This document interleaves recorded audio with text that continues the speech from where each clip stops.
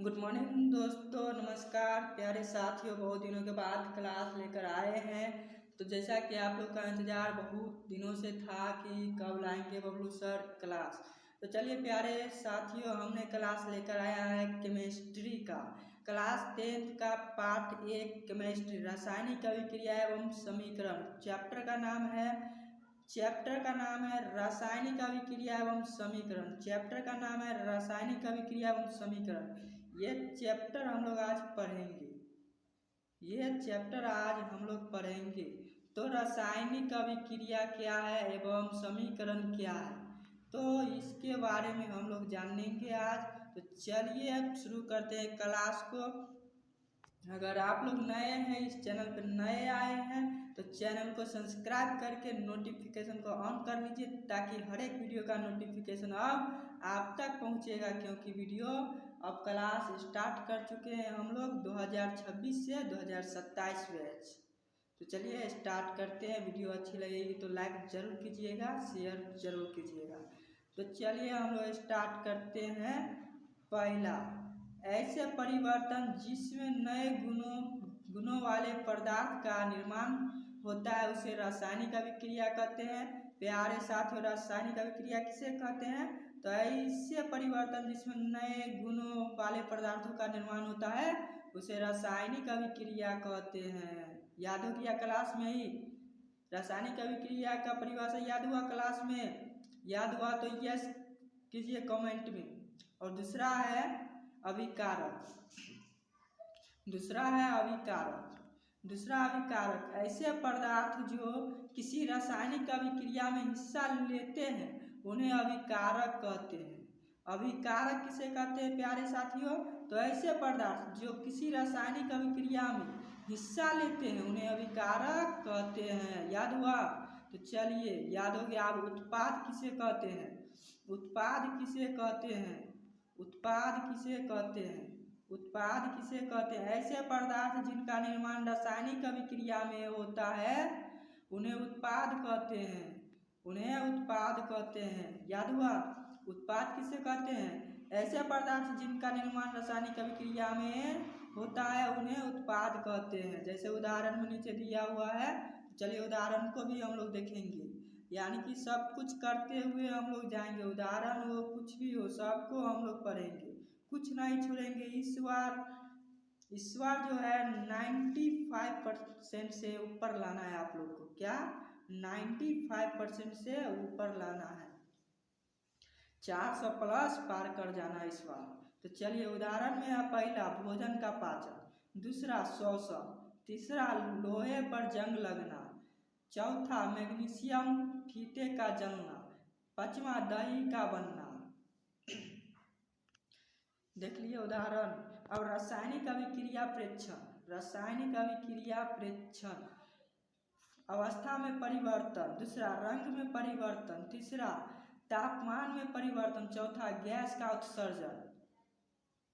रासायनिक अभिक्रिया एवं समीकरण, यानी रासायनिक परिवर्तन को प्रदर्शित करना है। तो चलिए हम लोग अब समीकरण बनाएंगे। प्यारे बच्चों, अब क्या करेंगे? समीकरण बनाएंगे। तो समीकरण में है क्या है? शब्द समीकरण, यानी कि हमने यहाँ पे पहले हिंदी में लिखा है। हिंदी में जो जिंक प्लस सल्फ्यूरिक अम्ल मिलकर क्या बनेगा? तो जिंक सल्फेट प्लस हाइड्रोजन उत्पाद बनेगा, यानी अभिकारक से उत्पाद करना है। तो चलिए हम लोग दिखाते हैं अब किसमें? तो उसके फार्मूला पे। उसका फार्मूला में रासायनिक समीकरण का जिंक को किस शब्द से प्रदर्शित करते हैं? तो Zn plus H2 hydrogen SO4 मिलकर क्या होना? ZnSO4 प्लस H2O LHS बराबर RHS, यानी उत्पाद बन गया। अब उत्पाद बनने के बाद नीचे जाएंगे, ये हो गया, नोट कर लीजिए उसको। अब रासायनिक समीकरण के बारे में कुछ पढ़ेंगे। तो रासायनिक समीकरण के बारे में पढ़ेंगे। क्या? रासायनिक समीकरण अभिक्रिया रासायनिक समीकरण द्वारा निरूपित की जाती है। रासायनिक समीकरण में तत्वों में प्रत्येक अभिकारक और उत्पादों के रासायनिक सूत्र उनकी भौतिक अवस्था के साथ लिखे जाते हैं। रासायनिक अभिक्रिया में आवश्यक परिस्थितियां जैसे ताप, दाब, उत्प्रेरक आदि को तीर के निशान के ऊपर या नीचे दर्शाया जाता है। समझ गए कैसे दर्शाया जाता है? तीर के ऊपर या नीचे। अब है रासायनिक अभिक्रिया को संतुलित करना। रासायनिक अभिक्रिया को संतुलित करना, चलिए संतुलित करेंगे।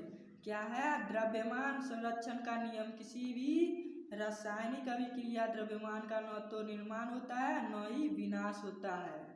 नंबर दूसरा, रासायनिक अभिक्रिया के पहले अभिकारक एवं उसके पश्चात उत्पाद प्रत्येक तत्व के परमाणुओं की संख्या समान होनी चाहिए। चरणबद्ध संतुलित करना, चरणबद्ध संतुलित करना। चरण नंबर 1, रासायनिक समीकरण लिखकर प्रत्येक सूत्र के चारों ओर बॉक्स बना लीजिए पहले। जैसे कि आप देख रहे हैं यहाँ पे बॉक्स बना हुआ है, उसे आप भी बना लीजिए। क्या है? चरण 2 में संतुलित करते समय बॉक्स के अंदर कुछ भी परिवर्तन नहीं कीजिए। चरण 2 में समीकरण उपस्थिति विभिन्न तत्वों के परमाणुओं की संख्या नोट कीजिए। इसको आप लोग जो है नोट कीजिए। हमने यहाँ देखा और यहाँ नोट कीजिए। ये जो नोट है ये नोट कर लीजिए। ये सब अभिकारक परमाणु की संख्या और उत्पाद परमाणु की संख्या जो हमने ऊपर बताए हैं, यह यहाँ पे है, इसमें है। तो चलिए हम लोग नीचे देखते हैं और भी कुछ। तो ये सब देख लीजिए, ये सब चरण 4 ये सब उदाहरण है। उदाहरण को आप लोग देखिए। और मेन इम्पोर्टेंट यह यहाँ है, मेन इम्पोर्टेंट। चरण 5 मेन इम्पोर्टेंट है। अभिकारकों एवं उत्पादों की भौतिक अवस्था लिखना, यानी ठोस को हम किस चीज़ से दर्शाएंगे तो S से, द्रव को किस चीज़ से दर्शाएंगे तो L से, गैसीय अवस्था को किस चीज़ से दर्शाएंगे तो G से, जलीय विलयन को किस चीज़ से दर्शाएंगे तो AQ से। यह एकदम मेन चीज़ है और इसको यहाँ पे एक उदाहरण के तौर पर बताया है और समझा दिए हैं। ठीक है, तो आप लोग इसको पढ़ लीजिए क्या लिख है। चरण 6 में कुछ आवश्यक परिस्थितियां जैसे ताप, दाब या उत्प्रेरक आदि को भी तीर के निशान के ऊपर या नीचे लिखें।